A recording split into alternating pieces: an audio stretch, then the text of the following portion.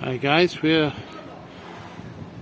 part 6 now, I think. Yeah, this is the Crowne Plaza by the Excel Centre. The Excel Centre is just behind us, that side. And there's another floating hotel here. I think it's called the Good Hotel for some reason.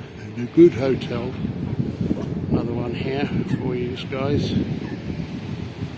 This is actually right opposite or next to the chairlift, which goes to the dome from this side of the river to the other side, which we will see in a minute. But these are mainly hotels here, and behind me and apartments. A friend of mine used to live this in the middle apartment here.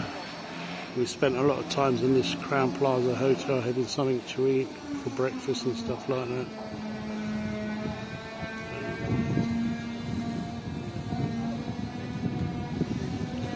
That's the entrance of the Emirates chairlift, as you can see there by the sign logo at the front.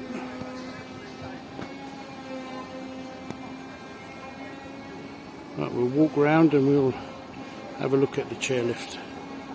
Catch you in the next one.